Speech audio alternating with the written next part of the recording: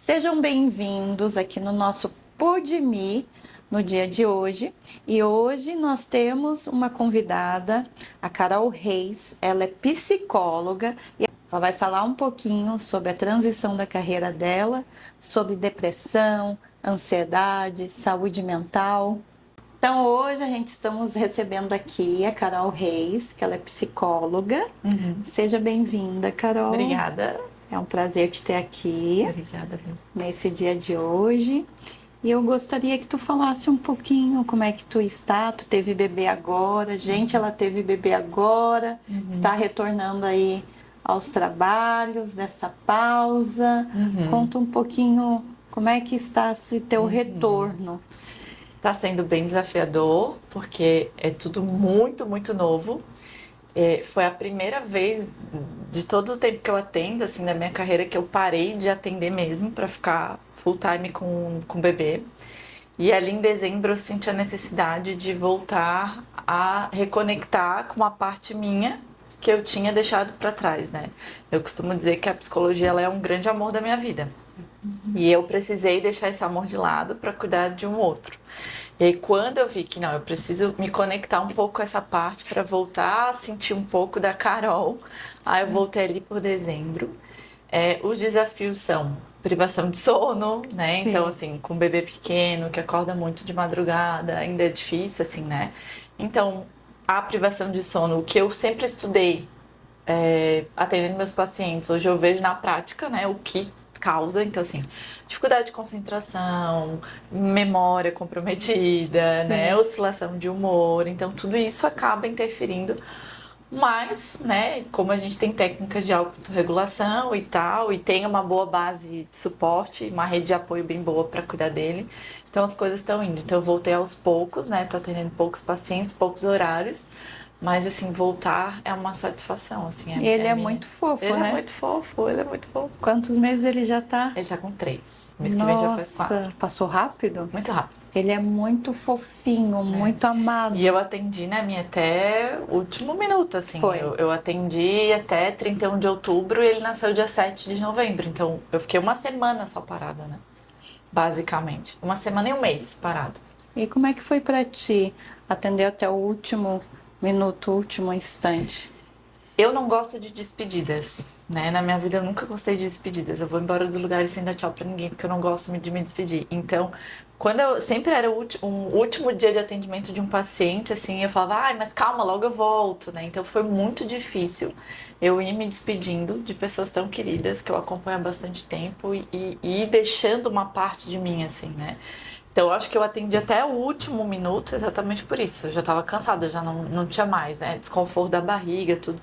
Então, mas eu fui levando até o máximo por isso, assim, pela dificuldade de despedida. E tive que abrir mão, né? Então, eu fui vivendo ali um processo de luto. Foi. O meu último mês de trabalho foi um processo de luto, assim, né?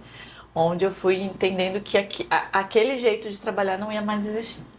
E realmente, assim, não voltou a ser como antes e não voltará, né? Não voltará, porque a gente não volta, né? Não Sendo voltará. as mesmas Não, pessoas. Não.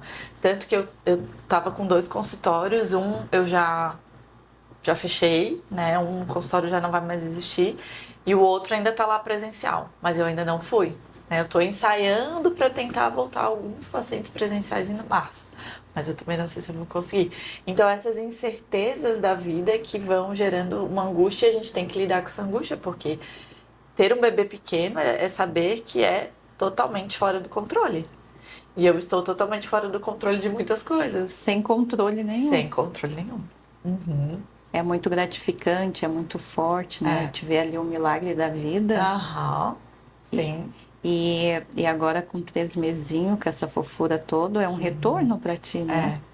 E o mais legal é que, junto com os pacientes, assim, eu sempre consegui construir uma relação uma relação muito estreita, né? Então, assim como eu participo da vida dos meus pacientes, eles também participam da minha vida. Claro, com limitações, né? Limitação profissional, assim. Mas todos eles acompanharam muito a minha gestação, todos eles vibraram com a gravidez do Pedro. todos têm um amor muito grande pelo Pedro. Então, assim, os que eu tendo presencial, que alguns voltaram online, então já doido pra voltar e levar ele pra trabalhar junto, né? Não, traz ele e tal. Então, assim, essa construção que eu consegui ter com os pacientes, ela é muito terapêutica para eles também, né? Porque é um vínculo de relacionamento saudável. Porque quando a gente vai para terapia, a gente geralmente tem vínculos não saudáveis de relacionamento. E quando a gente consegue ver que no mundo é possível construir vínculos saudáveis, isso vai reparentalizando o paciente, né? Vai trazendo ele para uma perspectiva de que ele vai conseguir vínculos saudáveis na vida, sim. Então, essa parte tá sendo muito legal ver também, né? O trabalho que a gente fez e como eles também conseguem me dar um suporte emocional pra tá trabalhando. Então, é uma troca muito bacana. E tu faz também os atendimentos de uma maneira online. Sim, sempre trabalhei. Os dois, híbrido. Sempre os dois. Sempre os dois. Uhum. E o que te levou aí para psicologia? Essa é uma resposta, Mi, que eu nunca soube responder. Porque quando eu tava para fazer vestibular, eu fiz para contabilidade. Meu pai na época tinha um escritório de contabilidade e aí eu fui para esse caminho. Ah, já tava tudo meio pronto, né? E o primeiro vestibular eu não passei e não tava difícil. E aí o segundo vestibular eu assim, no último assim mês assim vou fazer psicologia. Foi um negócio assim. E quando eu entrei na psicologia, eu queria hospital. Queria muito hospital, queria muito trabalhar com área de câncer. Uhum. Foi assim, eu entrei e eu lembro que as primeiras aulas os professores perguntavam, né, o que cada um quer. Eu falei, não, eu quero hospital, de certeza, e quero trabalhar com câncer. Então ali eu já queria trabalhar com luto, já queria trabalhar com essa perspectiva. E aí, claro, ao longo da faculdade a gente vai vendo outras formas, a gente vai vendo outras áreas, a gente vai vendo a realidade do mercado de trabalho. Eu sou formada há quase 15 anos, né? Então, há quase Sim. 15 anos atrás não tinha tanta procura como hoje. Isso. Então, assim, e aí eu fui caminhando para ir para a área de RH. Quando eu me formei, eu trabalhei em RH e abandonei ao hospital, assim, né? Porque para trabalhar em hospital, tinha que fazer residência, tinha que fazer especialização. Tinha um caminho muito árduo, assim. E eu não tinha aquele tempo, né? Eu precisava trabalhar e ganhar dinheiro. E aí eu fui para RH. Daí eu fiquei no RH uns 3 anos. E aí foi quando eu comecei a fazer o movimento. Não, eu quero ir para clínica. Agora é o momento. E aí foi onde eu comecei a clinicar.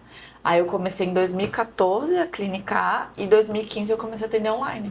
Eu fui uma das pioneiras a atender online, assim, porque poucos psicólogos na época tinham essa estrutura para atender online. Muita gente começou na pandemia, né? Sim, sim.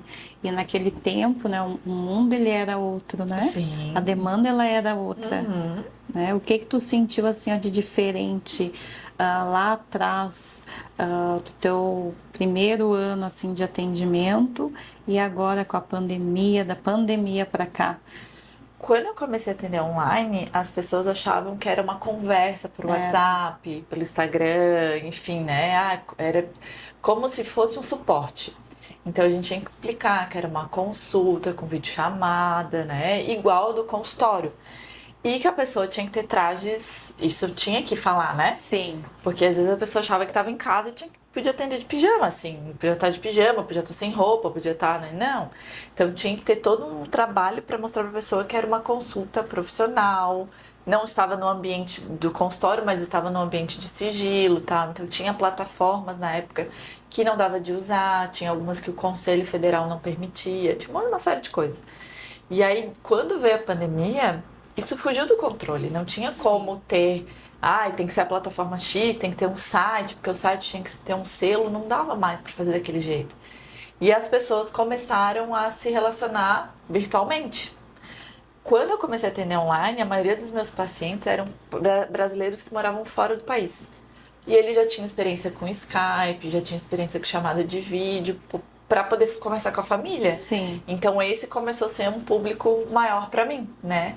E aí aos poucos o pessoal daqui do Brasil foi aderindo, pessoas que moravam em outro estado, me conheciam pela internet ou indicação, e aí foi vindo. E a pandemia ela deu um boom, né? Então as pessoas entenderam que a qualquer lugar, em qualquer momento eu posso ter uma consulta psicológica dentro da regulamentação. Muito. E antes era muito preconceito. As Muito. pessoas era considerado louco aquele que procurava ajuda. Sim. Então foi muito, muito preconceito. Foi. Então com a pandemia teve essa rachadura. Porque ficou evidente problema de saúde mental, né? A gente tinha um problema ali de saúde física, mas o confinamento, a falta de relações, ou as relações conturbadas que antes eram mascaradas com outras coisas, começaram a aparecer muito. Então, e a época da pandemia foi a época que eu mais trabalhei. Eu acho que eu atendia das 8 da manhã às 11 da, Sim. da noite, assim, sem parar. Então, foi muito bom, assim, muita procura. E dali transformou a psicologia numa acessibilidade. Então, as pessoas Isso. entenderam o quanto a saúde mental ela é importante e equilibra a vida como um todo. Porque foi um despertar. Foi um despertar. Daí as pessoas, agora que elas estão descobrindo os sintomas, Sim. né? O que é saúde mental, que era pouco falada, Sim. agora a gente consegue falar um pouquinho mais. E a gente está vendo bastante forte a questão da depressão e da síndrome e da crise de ansiedade. Sim.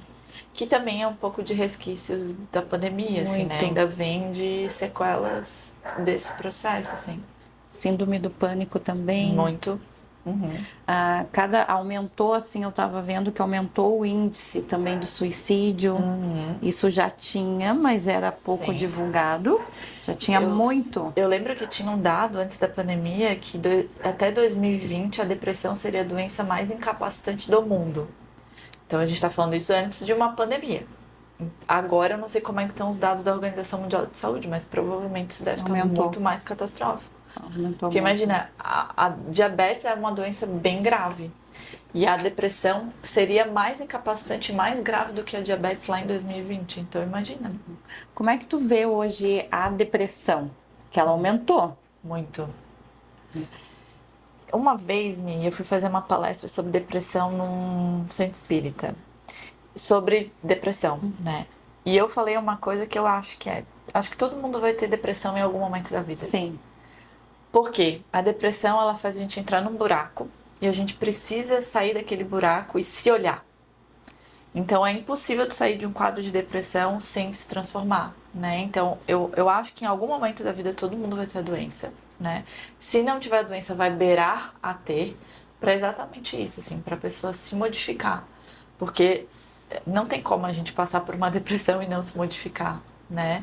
Então, eu acho que a depressão, ela é uma doença multifatorial, claro, né? Ela tem vários componentes. E eu sempre falo para os pacientes, a gente precisa olhar corpo, alma e mente. São 3 aspectos que a gente precisa olhar, independente de religião.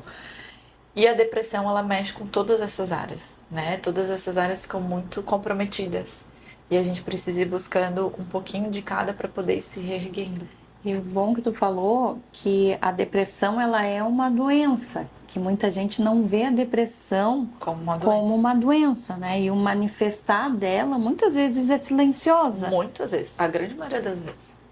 Começa com um quadro de ansiedade mais exacerbado, aí começa com uma vontade de não sair mais de casa, perda de interesse de algumas atividades, e aí isso vai se agravando, assim. Só que já é um quadro que já tá ali, né, incubado há algum Muito. tempo. E algum estopim estoura aquilo, né? Então, ele precisa ser olhado porque tem sintomas depressivos, que é diferente da doença depressão, e tem a doença depressão que ela precisa ser tratada porque ela é muito séria. Vamos falar um pouquinho sobre os sintomas para quem está nos ouvindo, até para que tu que esteja aí nos vendo tenha esse despertar que pode estar acontecendo contigo. Sobre os sintomas, o que tu vê assim de sintomas mais acentuados? Tem ali a classificação do DSM, né? Mas sem olhar para essa parte mais crítica, mais científica. A depressão começa com isolamento. Então a pessoa vai se isolando de alguns amigos, vai se isolando de coisas que gostava de fazer, mas ela é muito sutil. Começa com assim, tô meio cansado, tô meio desanimado, hoje eu não tô afim. E quando vê, a pessoa tá num isolamento bem considerável. Começa com uma tristeza pequena. Tô me sentindo triste, sem muitos motivos aparentes, uma angústia, uma dor aqui, mais ou menos no peito, uma falta de ar. E acha que vai passar. Né? A gente precisa entender que a ansiedade e depressão, elas são 2 amiguinhas que andam de mãos dadas. Então, geralmente, quem tem um quadro de ansiedade tem sintomas depressivos. Quem tem sintomas depressivos geralmente tem um quadro de ansiedade.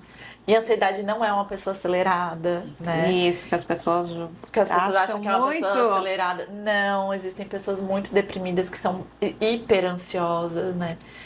Começa com perda de interesses em coisas que antes a pessoa fazia e não faz mais. Pode ter ganho de peso ou perda de peso, comprometimento de memória, esquece as coisas com frequência, esquece compromissos, esquece coisas importantes que antes a pessoa não esquecia, né? Começa a não se cuidar mais muito. E cuidar não é assim, me arrumar, se maquiar, não. Sim. A pessoa vai se deixando de lado, né? E existem alguns tipos de depressão dentro da depressão. Porque tem aquela pessoa que fica acamada, né? Que é a falta de um neurotransmissor específico. Que aí é a depressão que a gente está acostumado, que a pessoa fica acamada, né? Então, assim, ali é um quadro mais evidente. Tem a depressão que a pessoa faz tudo. Ela tá na academia, ela tá na festa, ela tá na faculdade, ela tá no trabalho. Ela veste um personagem, mas ela chega em casa, é como se ela estivesse vazia. E tem aquela depressão que ou a pessoa come demais, a pessoa dorme demais, ou a pessoa dorme de menos, a pessoa come de menos. Vai muito para os extremos, assim, Muito. né? Então, esses são 3 fatores que são importantes a pessoa também se perceber, né? E essa semana eu tava vendo esses dias ali não sei se tu ali acompanhou o Whindersson Nunes, né? Que coragem dele! Que já faz um tempo que ele vem falando a questão assim ó, da depressão dele, que agora ele resolveu ir em uma internação voluntária por conta do quadro de depressão e ele é uma pessoa que faz todo mundo rir. Sim. E a depressão, um dos sintomas também é esse, né? Que a gente vai lá, que a pessoa veste ali um personagem, como a Carol disse, e quando chega dentro de casa, ela se aprofunda dentro do vazio dela. Tu chegou a acompanhar esse caso? Eu acompanhei um pouco. Eu fui bem pouquinho também. Antigamente se falava, né, que o palhaço é a pessoa triste, Muito. né? Então, o que acontece? A internação, na minha, ainda existe muito preconceito com a internação. Bastante. Porque a história da internação no país, no Brasil, no mundo, enfim, né? No Brasil é muito forte, assim. A saúde psíquica, com as questões de hospitais psiquiátricos, ela é muito precária, assim, né? Muito. A gente já viu... bom, a gente que estuda saúde mental, a gente tem um conhecimento, mas assim, é só pegar filmes, né? Então. Tipo Nise, no Coração da Loucura. Ali é um dos hospitais psiquiátricos mais famosos do Rio de Janeiro, São Paulo, enfim. Que ela mostra a realidade. Então, assim, tem aqui a Colônia Santana, que até hoje é um hospital complicado, assim, Bastante. né? É quase como se fosse um depósito, assim. Ali é um depósito. Então as pessoas ainda veem a internação como uma coisa muito ruim, muito louco, né? A pessoa está louca, precisa ser internada. Só que não é isso, a pessoa está num quadro que ela precisa de acompanhamento. É igual um paciente que está num quadro de saúde complicado e ele vai para UTI. A UTI é o melhor lugar que ele precisa estar, Isso. apesar do nome. UTI, né? Assusta. Mas é o melhor lugar que a pessoa precisa estar porque ela precisa de cuidados full time, né? E com a internação em clínica psiquiátrica é a mesma coisa. Só que o que acontece? As medicações, algumas dão muito certo, outras não dão. Então é uma tentativa e erro.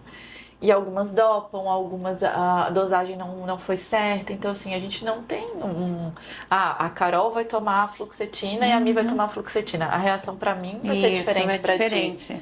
Então, até ajustar isso no organismo, e as pessoas não têm essa educação de entender como a medicação atinge o organismo, né? E isso porque as medicações, ela tem também um tempinho para agir no organismo. Tem. E o que eu vejo assim, é que quando as pessoas elas chegam assim na medicação e começam ali a sentir um desconforto, elas vão largando a medicação e muitas vezes elas acham que vão sair sozinha do quadro sem o amparo ali do psiquiatra e sem um amparo ali psicológico.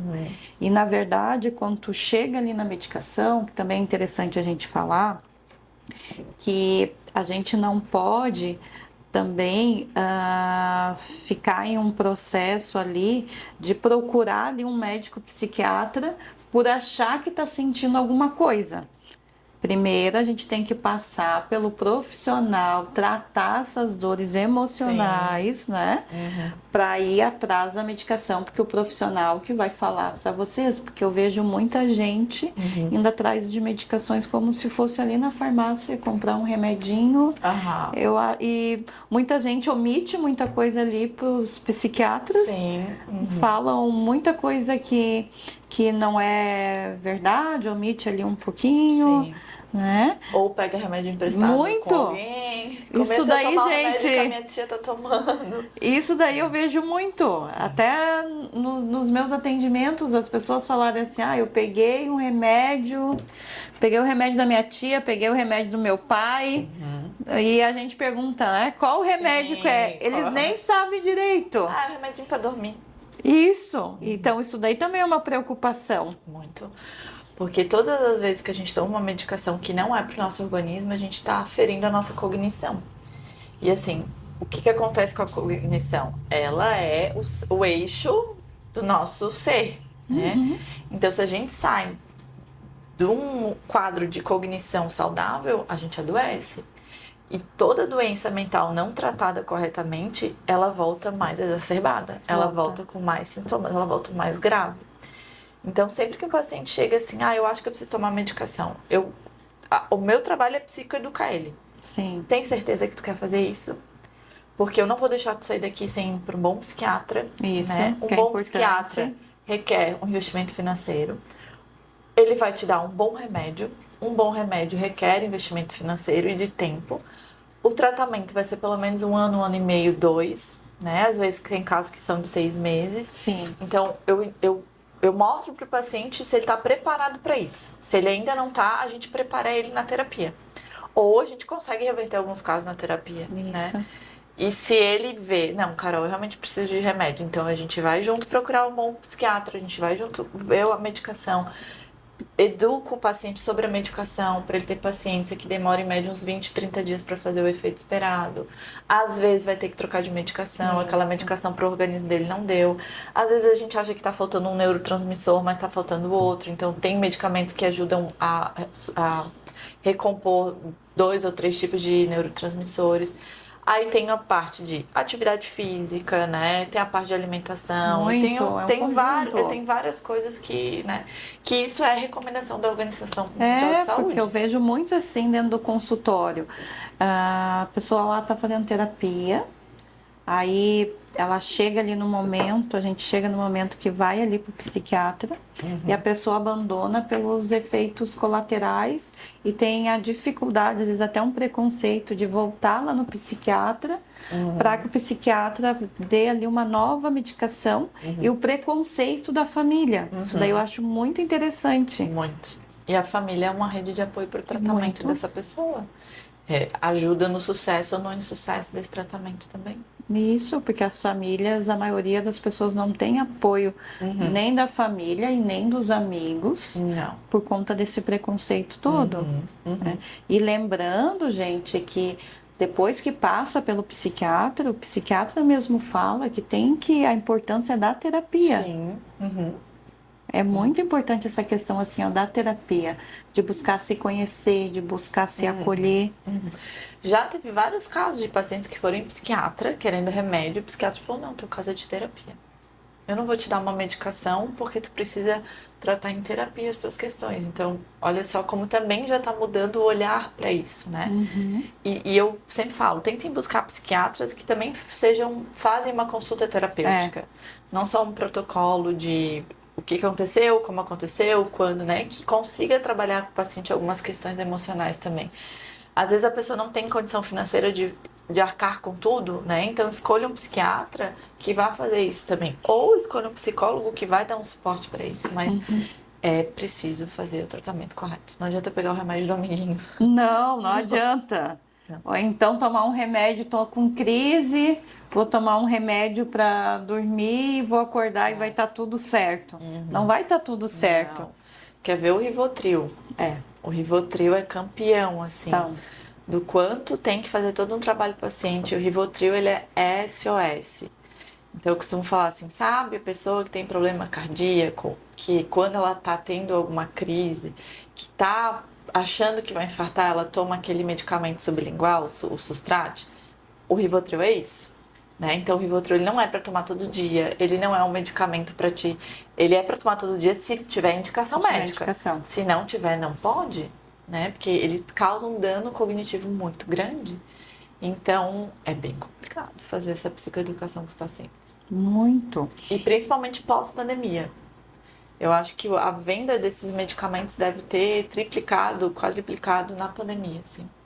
Eu olhei uma pesquisa que ela aumentou 8 vezes mais a questão da medicação. Nossa, é muito. É muito forte isso. Muito. Muito forte. Porque essa coisa da depressão, da ansiedade, da pessoa entrar em crise de ansiedade, que ela nem sabe direito, né? A questão da crise, ela vai pro Rivotril como se fosse ali um anti-inflamatório, uma dorzinha de cabeça, um paracetamol. Ele dá uma quietada, vamos dizer assim, mas ele não trata, né? Não. A função dele é te diminuir da crise para que tu consiga entender o que está acontecendo. Então, o Rivotril, ele realmente ele precisa ser usado quando está numa crise. Sim. E a depressão, como a gente estava falando ali, ela é uma doença silenciosa. Então, tem pessoas que é o silêncio, que tu nem imagina que aquela pessoa ali, ela tem. Está se manifestando ali o silêncio, como ele falou do Whindersson Nunes. E como um dos exemplos... E também a gente tem um outro tipo de depressão que é mais aparente, né? Como é que tu consegue olhar isso para a pessoa identificar a silenciosa e aquela depressão? Eu identificar ou ajudar a pessoa a identificar? Ajudar a pessoa a identificar. Eu falo muito... um dos trabalhos da terapia, eu acredito muito que é psicoeducar o paciente, né? Que ele precisa saber o que é. Então, eu falo da doença assim, silenciosa, como que ela começa, explico tudo certinho, como que aquela pessoa que a gente já olha para a pessoa, ela tem depressão, né? Então, e a silenciosa, no meu ponto de vista, é muito mais grave. Muito. Porque a pessoa, ela consegue encenar, ela consegue fazer um teatro todo ali e se manter como se nada tivesse acontecendo. Então, e é mais comum acontecer esses casos, né, Mi? Tu sabes que é mais comum acontecer esse tipo de caso. Então, a pessoa precisa entrar num processo de autoconhecimento, ela tem que saber como é que ela é. Então, além de tratar a depressão, a gente começa a mostrar pra pessoa, tá, mas como que tu é? Como que tu sempre lidou com isso? Pra ela reconhecer os sintomas nela e entender, não, eu não tô legal. Foi bem engraçado. Semana passada eu atendi um paciente novo, ele é estudante de medicina. E ele falou assim, na verdade eu procurei terapia porque eu comecei a sentir uma ansiedade diferente. Eu vi que aquilo não estava dentro do meu normal. Daí eu pedi para ele explicar o que era o normal dele e o que não estava normal. E aí ele foi relatando. Daí eu falei, excelente, tu fez uma boa capacidade de te autoavaliar, tu fez uma autoterapia. E aí tu entendeu que tu precisava de um acompanhamento profissional. Então é isso que as pessoas precisam entender, né? Eu não tô no meu normal. Eu não tô na minha condição. Eu não sou essa pessoa. Isso. E começar... A gente se conhecendo um pouquinho, a gente consegue entender alguns sintomas. E é aí que a gente precisa buscar ajuda. Porque quando a casinha já tá um pouco desmoronando, já é mais difícil consertar, né? Então é mais fácil a gente consertar o telhado quando tá dia de sol, não quando tá chovendo. E, Carol, sobre as crises de ansiedade. Né? A gente teve um aumento muito grande das crises da ansiedade e sobre os sintomas dessa crise, né? Como é que tu vê, assim, as crises de ansiedade antes da pandemia, pós-pandemia? A gente sabe que aumentou bastante. Consideravelmente. Estamos falando que é um índice muito forte, que eu acho interessante que as pessoas estão indo atrás de autoconhecimento e elas já estão falando, depressão, crise de ansiedade, síndrome do pânico. Para falar de crise, a gente precisa falar de ansiedade, né, Mi? Então, a ansiedade, o que as pessoas precisam saber? Que é uma reação natural do nosso corpo perante o medo e uma situação de estresse. Então, o nosso corpo ele vai dar um alarme se a gente estiver diante dessas situações. Por quê? Porque a ansiedade ela é protetiva. Então, eu sempre ensino os pacientes, gente, a ansiedade é bom sentir, não é ruim. Porque ela te protege de algo. ela vai te dar um alerta. Alguma coisa está acontecendo. E a dificuldade das pessoas também em lidar com a frustração, né? Porque daí não Sim. querem sentir. Exato, e não tem como. A ansiedade é uma emoção que a gente vai sentir. Ela tá desde o tempo lá da caverna. E graças ao tempo lá da caverna que a nossa espécie proliferou. Porque a ansiedade, ela te dá 3 reações: lutar, fugir ou paralisar, né? Se paralisa, o bicho come. É. Se luta, tu pode morrer ou não. E se lutar, paralisar e fugir, tu se salvou, né? Então, assim, são 3 reações instintivas do nosso corpo. Então, a ansiedade, ela tá dizendo alguma coisa. E também tem pessoas que têm personalidade mais ansiosa. Muito. O que é isso? É uma pessoa que já vem ali no fatorzinho genético dela com uma predisposição a ser mais ansioso. Isso não é ruim, isso não é bom, isso é da pessoa, é uma característica da personalidade dela. Então a gente precisa entender que tem pessoas que têm personalidade mais ansiosa. E não quer dizer pessoas aceleradas, quer dizer pessoas que vivem mais no estado de alerta.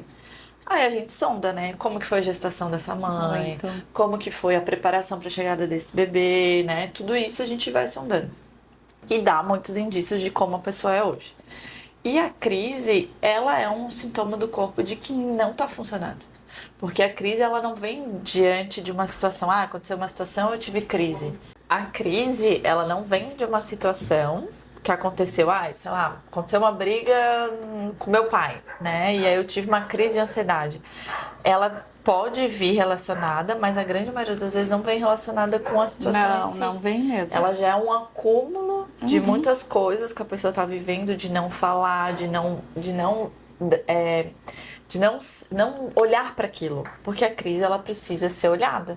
Então, muitas vezes são pessoas que não olham para si, não se conhecem, não conseguem lidar com os problemas, vão engolindo, e quando vê, a crise tá ali acontecendo, né? Isso. Então ela é um sintoma muito forte do organismo dizendo assim, não tá bom, Sim, as pessoas falam. olhem pra mim, né? E as pessoas falam: eu dirigi, estava dirigindo, aconteceu algo que saiu do controle, me deu a crise. Sim, E acontece antes. sim, acontece antes. Essa coisa da ansiedade, né? E tu vê mais assim as crises que aparece mais assim para ti no teu olhar. É mais hoje em dia, tu vê mais adultos, mais criança, um todo.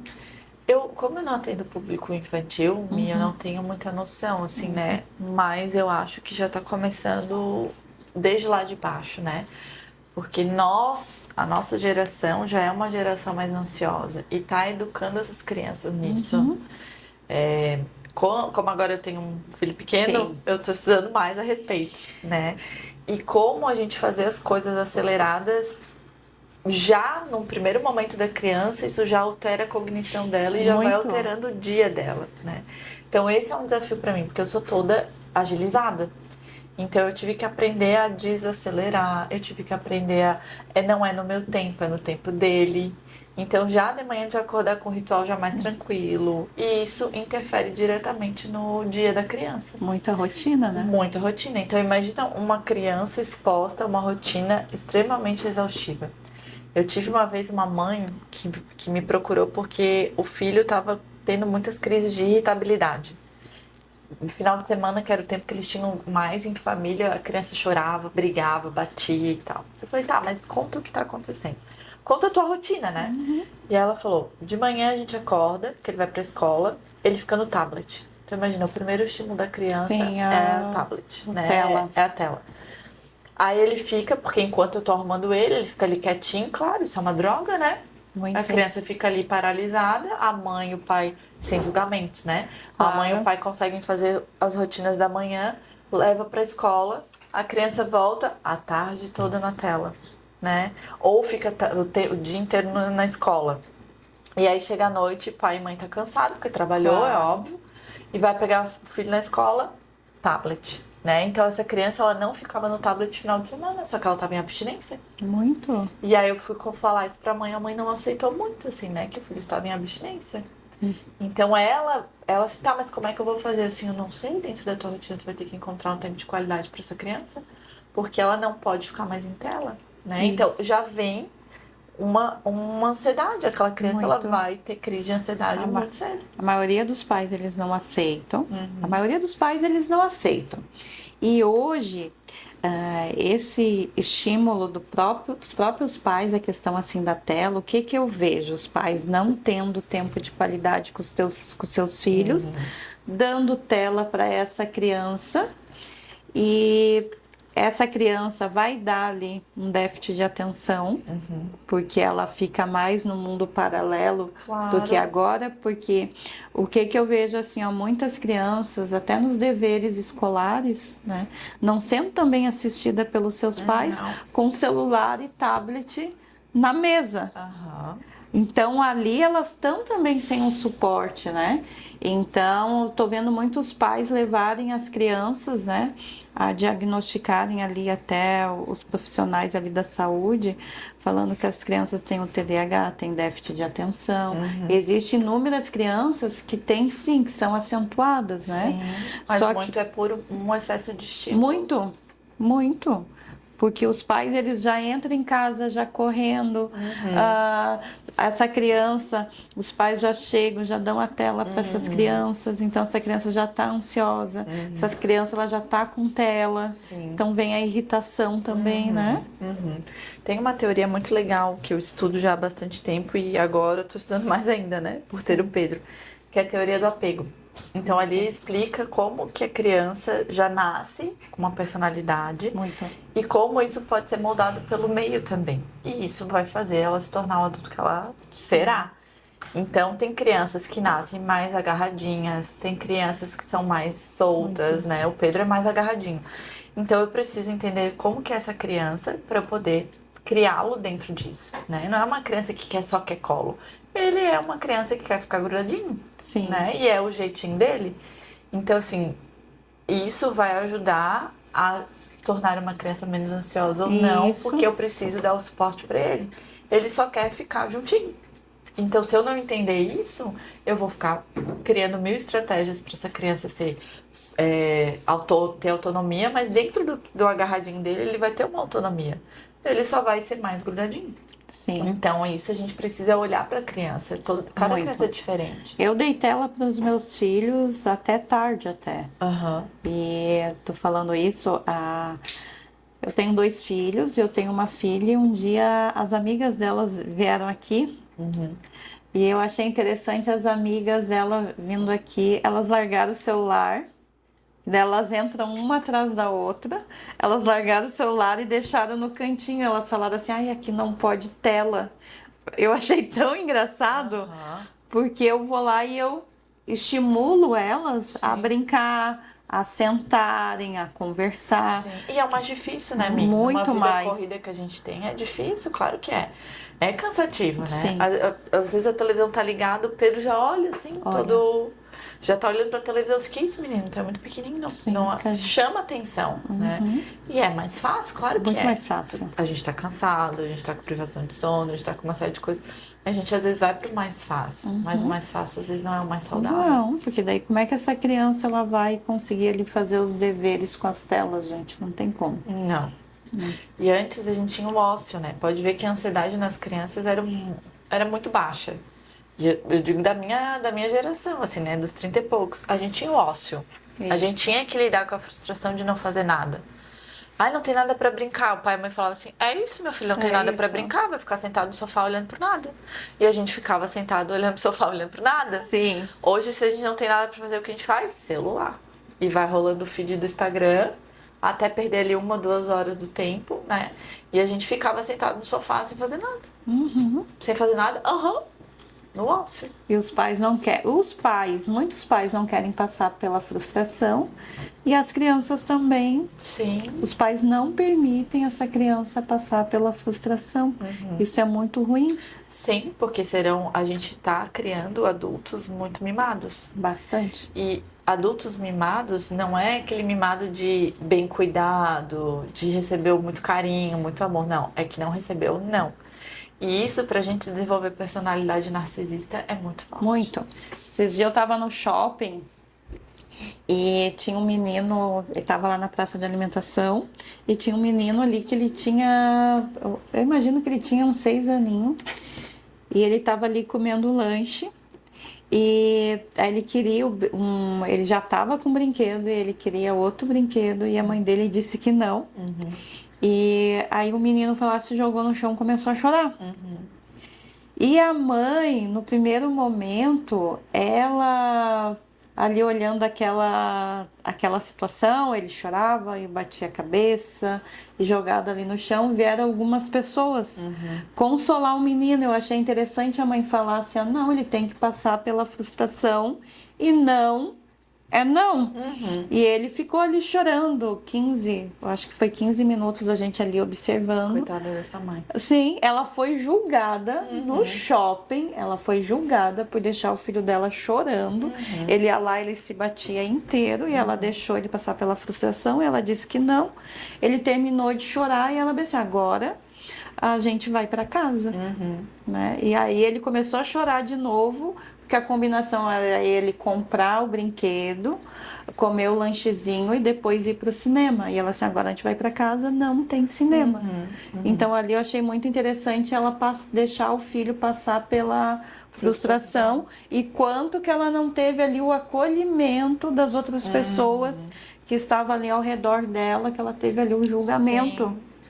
Porque o que ela deu para a criança foi, com amor, ela deu uma limitação, porque a vida adulta não vai ser do jeito que ele quer, ele não vai estar lá numa reunião de negócios e ele vai tomar 5 cafezinhos, porque não pode, ou ele vai sair no meio da reunião, ai, não posso mais, tenho que sair porque eu tenho um compromisso. A vida adulta é diferente da vida, né? Então a gente... E assim, mimar a criança não quer dizer... dar colo, dar amor. Não, isso tem que fazer muito, porque a criança sobrevive com isso, né? Com amor. Mas é dizer não, é botar limites, é ter essa postura que essa mãe teve, porque senão essa criança vai crescer com ansiedade. Exatamente. A tendência de ter um quadro depressivo pelo excesso de frustração, porque a vida adulta é frustração em cima de frustração, né? Sim. Então é uma pessoa que vai ter uma fragilidade nessa personalidade, sim. Muito grande. E eu vejo assim os pais não querendo que eles passem pela frustração e eles vão lá e digam muito sim a essas crianças, os adolescentes. Até como uma forma de suprir um vazio de uma geração que levou muito não e agora quer dar tudo para o filho. Ah, eu não tive isso, eu vou dar para o filho. Então, assim, esses dias eu vi uma pediatra falando, não são os pais que têm filhos, são os filhos que têm pais. Isso. Então, não é a gente que tem que botar nossas expectativas nos filhos, é a gente olhar para os filhos e entender quem eles são, para a gente poder amparar esse ser que vai virar um adulto. Muito. Eu vejo também, eu vejo também muitos pais ali perguntando para as crianças. Claro, a gente tem que ter ali um equilíbrio, né? Só que eu vejo muitos pais ali perguntando para a criança até o que a criança quer comer. A criança escolhendo no prato.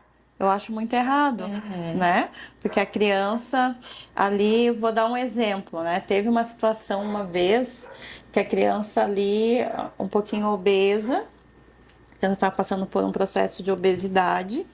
E eu ali conversando com essa mãe, e a mãe recebeu assim uma chamada, porque a criança foi fazer exame de sangue, então os exames alterados, pequena, 9 anos, passando por pré-diabetes, por inúmeras déficits de atenção, inúmeras coisas que estavam ali acontecendo. E essa criança, gente, ela tinha tablet, tinha 2 celulares, então o celular do pai... E essa mãe, ela permite falar, porque ela até fala que também ajudou ela bastante as nossas conversas, porque ela não tinha se dado conta o tanto de mal ali que ela estava ali trazendo ali pro filhinho dela. Então ela estava com colesterol também um pouquinho alto, né? E ela se deu conta de uma conversa que a gente teve, de ali no almoço, dela perguntar pro filho dela o que o filho dela queria comer. Então ele não queria comer coisa saudável. Ele queria comer só coisas assim industrializadas na hora do almoço. Então ela fez uma busca interna que ela até se questionou muito, né? Que ela se deu conta que ela estava diminuindo muito o trabalho que a mãe dela e o pai dela fez com ela, e ela não queria repetir ali algumas questões, né? Até por falta de amparo, ela sentiu desamparada, porque ela também sentiu muitas dores quando os pais dela diziam um não, mas tinha várias coisas boas, mas a alimentação, ela lembrou que comia o que tinha ali, que era o quê, né? Não tinha essa indústria alimentícia que tinha hoje, né? Que era verdura, Sim. a salada, o arroz, feijão, né? Sim. A proteína que tinha ali, né? Então ela trouxe esse caso pra gente que o filho dela aprendeu a se frustrar. Que ela tomou as rédeas ali da situação dos filhos. Sim. E ela foi ver que a ansiedade desse filho diminuiu assim a 70%. Claro. E ela pôde ver que esse déficit de atenção era algo que, na verdade, ele não tinha esse déficit de atenção, porque ela começou a diminuir as telas com Claro, ele. e uma alimentação ruim, o açúcar em excesso no sangue, ele Muito. causa sintomas de ansiedade e depressão. Por que o diabético ele tem mais propensão a ter depressão e ansiedade do que uma pessoa não diabética? Pelo alto nível de açúcar no sangue. Sim, vira aquele Então combustível. imagina, e aí uma alimentação industrializada, com excesso de sal, excesso de açúcar, é sintomas de ansiedade na certa. Sim. Aí o caminho, né, Carol, é alimentação, é exercício físico, é terapia, né? É se entender, ir atrás de autoconhecimento. Sim. Esse é o caminho. É sair da caixinha, né? Muito. Poder sair da caixinha e se olhar com um novo olhar. Uma perspectiva diferente. Por isso que eu acho que todo mundo vai ter um quadro de depressão em algum momento. Porque Sempre. precisa se Vai olhar. ter. Porque precisa se olhar. E modificar a vida, né? Isso. E me diz assim, a tua volta, onde é que tu está atendendo hoje? A gente sabe que a Carol, ela atende da forma presencial e também da forma online. Tá. O presencial eu ainda não retornei, mas eu atendo na Palhoça. Tô ensaiando para voltar um diazinho e agora eu tô atendendo só online mesmo. Certo. Então tá, Carol, queria te agradecer pela Imagina. nossa conversa de hoje, foi muito rica. E tu tem o teu Instagram, tu pode Tem. compartilhar ali com as Tem. pessoas. É psicóloga Caroline com K Reis. Isso. Gente, tem várias dicas ali no Instagram dela, eu fico ali acompanhando. Várias dicas muito importantes. Não tô muito ativa, mas tô voltando. Isso. É muito importante essas dicas, porque a gente vai passando o dia a dia, a gente vai ali entrando dentro do Instagram dela, que eu tô no movimento de Instagram saudável, né? Pelo amor de Deus, né? Eu cuido muito com o que eu coloco lá. Isso, Instagram saudável, Instagram que vai te ajudar a ir atrás do autoconhecimento, que vai trazer assim um acolhimento. Então, muito obrigada, Carol. Nada, eu que agradeço. Foi muito bom. Obrigada. Obrigada.